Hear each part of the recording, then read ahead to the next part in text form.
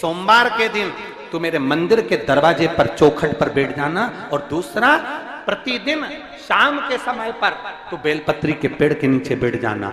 जो तेरी बेल वृक्ष के नीचे सेवा करने आए, जो शंकर जी के मंदिर में सोमवार को जल चढ़ाने आए, उसका जो पात्र जल चढ़ाकर जब वो घर लेकर जाए, उसके पीछे पीछे पात्र के पीछे पीछे तू जाना और उसके घर में लक्ष्मी का भंडार भरकर आए। लक्ष्मी बेलपत्र के वृक्ष के नीचे तू विराजमान हो जा। उस बेलपत्र के वृक्ष के नीचे जो बुआरी लगाए, सेवा करे, चाकरी करे, एक बेटी को जैसे बड़ा करते हैं वैसे बेलपत्री के वृक्ष को जो बड़ा करे, बेलपत्री के वृक्ष का जो पालन करे, पोषण करे, उसकी संभाल करे, उस बेलपत्री के वृक्ष को जैसे जैसे वो उन्नति करे वैसे वैसे उसके घर में समृद्धि बढ़ते जाए। उस जिसका खुद का मकान नहीं हो, खुद का मकान नहीं हो, किराए के मकान में रहते रहते जिंदगी बीत रही हो, खुद का नहीं, और बहुत दुख का जीवन चल रहा हो, बहुत कष्ट का जीवन, बहुत अपना खुद का कोई मकान नहीं, मान लो प्लाट है पर मकान बन नहीं रहा, या कोई प्रॉपर्टी अपनी नहीं बन रही, तो हम इस व्यासपीठ से कहना चाहेंगे कि एक प्रयोग अवश्य करिएगा, एक प्रयोग अवश्य। अपने आसपास के 5-6 बेलपत्र के वृक्ष देख लीजिए, अपने आसपास के नजदीक के 5-6 बेलपत्र के बड़े बड़े वृक्ष देख लो या छोटे वृक्ष देख लो। उन 5-6 वृक्ष को धीरे धीरे उनकी सेवा करना प्रारंभ करो, उन वृक्षों को बड़ा करना प्रारंभ करो, उन वृक्ष के नीचे सफाई करना प्रारंभ करो, उन वृक्ष को जल देना प्रारंभ करो, उन वृक्ष को आप खाद देना प्रारंभ करो, उन वृक्ष की सेवा संभाल करना प्रारंभ कर दो, उस वृक्ष के नीचे बुआरी काटना प्रारंभ कर दो, झाड़ू लगाना प्रारंभ कर दो, उस वृक्ष के नीचे सफाई करना प्रारंभ कर दो। उस बेलपत्री के 5-6-7 वृक्ष को आप गोद ले लो।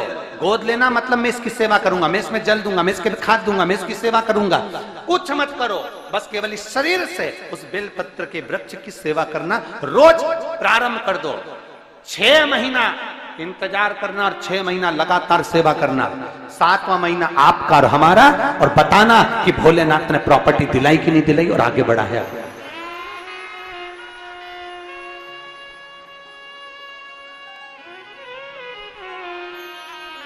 एक बेलपत्र का वृक्ष जिसके नीचे माता लक्ष्मी विराजमान होती है, एक बेलपत्र के वृक्ष के नीचे लक्ष्मी रहती है। दुनिया के लोग कहते हैं लक्ष्मी जी का दिन कौन सा है, बोलो जम के जल्दी से। शुक्रवार। दुनिया के लोग कहते हैं लक्ष्मी जी का दिन शुक्रवार है, पर माता लक्ष्मी से पूछा जाए कि तुम्हारी माता ख्याति देवी नारायण भगवान के साथ तुम्हारी शादी नहीं कर रही थी, शंकर को लक्ष्मी दे रही थी, तब तुमने भगवान शंकर से विनती करी, भोले बाबा मैं नारायण से प्रेम करती हूँ, भगवान नारायण से मेरा विवाह हो। तो माता ख्याति देवी से शंकर भगवान ने विनय कर कर कहा कि लक्ष्मी जी का विवाह नारायण के साथ कर दिया जाए। भगवान नारायण के साथ जब लक्ष्मी जी का विवाह हो गया, तब लक्ष्मी जी हाथ जोड़कर बोलती हैं, बाबा मेरा विवाह नारायण के साथ हो गया, पर मैं आपके चरणों की सेवा करना चाहती हूँ, बाबा आप कृपा करिए कि मैं क्या करूं आपके लिए। शंकर भगवान कहते हैं, लक्ष्मी बस 2 चीजें कर दे, एक सोमवार के दिन तू मेरे मंदिर के दरवाजे पर चौखट पर बैठ जाना, और दूसरा प्रतिदिन शाम के समय पर तू बेलपत्री के पेड़ के नीचे बैठ जाना। जो तेरी बेल वृक्ष के नीचे सेवा करने आए, जो शंकर जी के मंदिर में सोमवार को जल चढ़ाने आए, उसका जो पात्र जल चढ़ाकर जब वो घर लेकर जाए, उसके पीछे पीछे पात्र के पीछे पीछे तू जाना और उसके घर में लक्ष्मी का भंडार भरकर आए। लक्ष्मी बेलपत्र के वृक्ष के नीचे तू विराजमान हो जा। उस बेलपत्र के वृक्ष के नीचे जो बुआरी लगाए, सेवा करे, चाकरी करे, एक बेटी को जैसे बड़ा करते हैं वैसे बेलपत्री के वृक्ष को जो बड़ा करे, बेलपत्री के वृक्ष का जो पालन करे, पोषण करे, उसकी संभाल करे, उस बेलपत्री के वृक्ष को जैसे जैसे वो उन्नति करे वैसे वैसे उसके घर में समृद्धि बढ़ते जाए, उसके घर में वैभव बढ़ते जाए। ये शंकर भगवान माता लक्ष्मी से करे, भगवान शिव माता लक्ष्मी से करे। तो भस्म, अगर शिव के मंदिर में भस्म मिल जाए, शंकर पर चढ़ी हुई भस्म अगर मिल जाए तो, और अगर भस्म ना मिले ना, तो शंकर के जो शंकर भगवान का जो शिवलिंग है, शिवलिंग के आसपास में जो जलाधारी है, यहाँ अगर भस्म ना मिले तो इस जलाधारी पर अपना हाथ स्पर्श कर कर अपने तन पर उसको लगाकर जरूर आओ। भस्म एक शंकर पर चढ़ा हुआ जल, दूसरे नंबर पर है शंकर पर चढ़ी हुई भस्म। ये दो स्पर्श जरूर, स्पर्श। एक भस्म का एक बड़ा सुंदर चरित्र आता है। दूसरा, जिस भूमि पर बैठकर कथा सुनो उसकी रज को अपने मस्तक पर थोड़ा सा लगाकर अवश्य जाओ, वो जीवन का एक आनंद है। और शंकर के मंदिर में जाओ तो दो चीजें अवश्य लेकर आओ। पहला, शंकर जी पे चढ़ा हुआ, जम के बोलो, जल अवश्य लेकर आओ। क्योंकि जब तुम जल लेकर आते हो, पात्र लेकर आते हो, तो मेरा महादेव लक्ष्मी जी को तुम्हारे पीछे पीछे तुम्हारे घर तक भेज देगा। चढ़ी हुई बेलपत्र मत खाओ, लोग कहेंगे शंकर पर चढ़ा हुआ ये मत खाओ। हम इस व्यासपीठ से निवेदन करना चाहेंगे कि आप अगर दिल रखकर अपने बाबा से कहोगे ना, तो बाबा पर चढ़ा हुआ जो जल है ना, वो जल साधारण नहीं रहता। मेरा भोलेनाथ जब दुनिया को अमृत देता है तो तुमको भी अमृत दे देता। दो चीजें कभी मत छोड़ो। अगर मंदिर में गए हो तो दो चीजें कभी मत छोड़ो। कथा में गए हो तो दो चीजें कभी मत छोड़ो। एक, कथा श्रवण करना। दूसरा, जहां कथा बैठकर सुनते हैं वहां की रज को अपने मस्तक पर लगाना। कथा सुनने के बाद आप यहां से जाओ, भले दरी बिछी है, आसन बिछा है, कारपेट बिछा है, उस पर अपना हाथ फेर कर उस रज को अपने मस्तक पर जरूर लगाओ। क्योंकि शिव पुराण में, भागवत पुराण में, स्कंद पुराण में, कुर्म पुराण में, नर्मदा पुराण में, लिंग पुराण में, नारद पुराण में, ब्रह्म वैवर्त पुराण में, जितनी भी पुराणे हैं, सब पुराणों में लिखा है कि जिस स्थान पर बैठकर हम भगवान की कथा को सुनते हैं, उनको याद करते हैं, जितनी देर हम उनको याद करते हैं उतनी देर वो परमात्मा उस स्थान पर बैठा हुआ रहता है। हाथ रखकर बोलना, शंकर भगवान से तुम्हारा रिश्ता कौन सा? शिव जी से आपका कौन सा रिश्ता?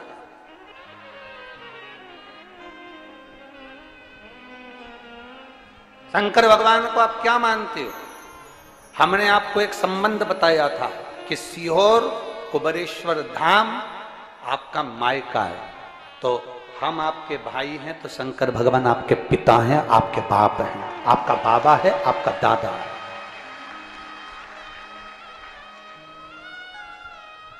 अब आपसे हम प्रश्न करें, उत्तर मेरी कुरुत की बहनें भी देंगी और मेरे जीजा उन भी देंगे और मेरी बेटियां और मेरे बेटे देंगे उत्तर। आपसे प्रश्न करें, अगर बेटी को दुख होगा तो क्या वो अपने बाप से नहीं कहेगी? बोलो तो जम के। बेटी को तकलीफ है वो अपने बाप से ना कहेगी। बेटे को तकलीफ है तो वो अपने पिता से, अपनी मां से नहीं कहेगा, मम्मी मुझे ये तकलीफ है, पापा मुझे ये दुख है, मां मुझे ये तकलीफ है, पिताजी मुझे ये कष्ट है। क्या वो अपने माँ बाप से नहीं कहेंगे? क्या वो अपने माँ बाप से विनय नहीं करेंगे? और माँ, पिता, फिर उसके करीब में, उसके नजदीक में जो भी होता है वो माँ बाप निकाल कर उसको दे देते हैं, माता पिता उसको दे देते हैं। माता लोग कहते हैं कि शंकर जी पे चढ़ा हुआ जल मत पियो, लोग कह देते हैं शंकर जी पे चढ़ी हुई बेलपत्र मत खाओ। कोई इस बहन से पूछे, सुनीता सोनी से, कि शंकर पर चढ़े हुए जल से उसकी गांठ जो डबल से उसके शरीर में आ गई थी वो समाप्त हो गई, तो जरा विश्वास करिएगा कि एक बेटी अपने माँ बाप से ही तो कहेगी, और बाप के पास में जो होगा वही तो अपनी बेटी को देगा दुख को मिटाने के लिए।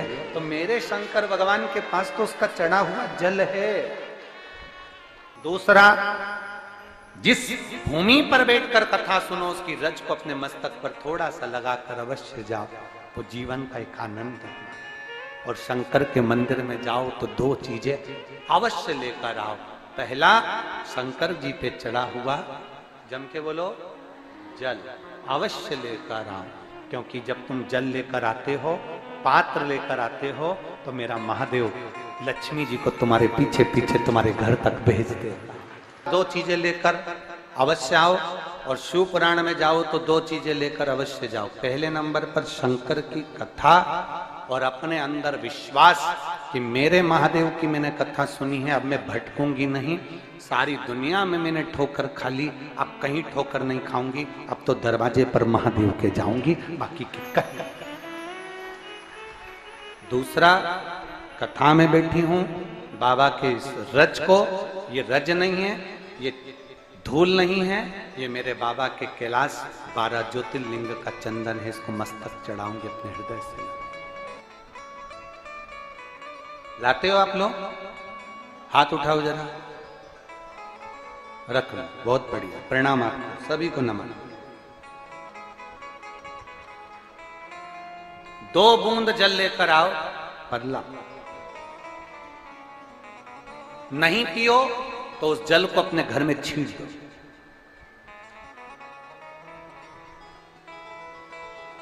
नहीं पी सकते, उस जल को छींट दो। सारे घर के लोग नहीं पी रहे, उस जल को मटके में डाल दो, हंडे में डाल दो। 2 बूंद जल हंडे में डाला, सब पी गई। आपको अलग अलग किसी को देने की जरूरत नहीं पड़ी, किसी को नहीं। हंडे में डाल दो, मटके में डाल दो, सब उस पानी को पीना प्रारंभ।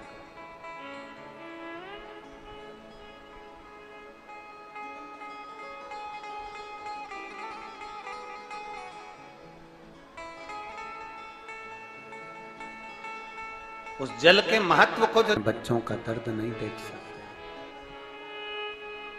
जब माता पिता अपने बच्चों का दर्द नहीं देख सकते, तो देव अधिदेव महादेव तुम्हारा दर्द कैसे देखेंगे? वो भी तो काटेंगे तुमको, वो भी तो कष्ट मिटाएंगे। 2 चीजें कथा में जाकर ले। एक, जहां जगह मिल जाए वहां बैठकर कथा सुनो। धूप लगे, पंडालों की इतनी व्यवस्था नहीं हो पाती है, पंडाल लगाने वाले, टेंट लगाने वाले टेंट लगा लगा के थक जाते हैं, तो अपने साथ एक छाता लेकर चलो।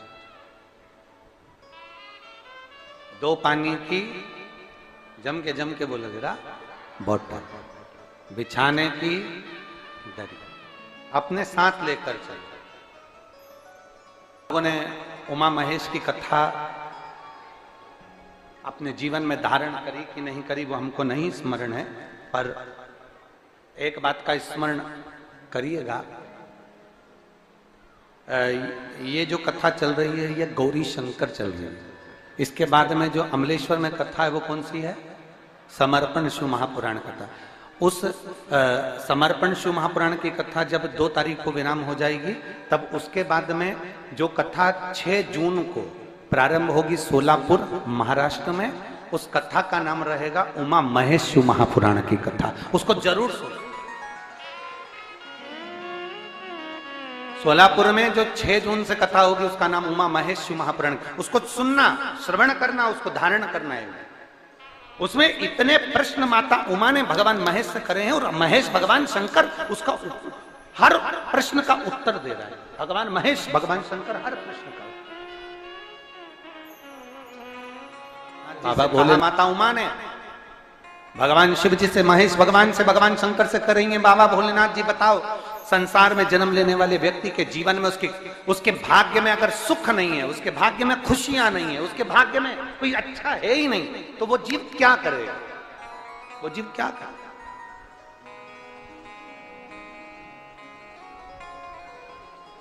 भगवान शंकर कह रहे हैं, पार्वती,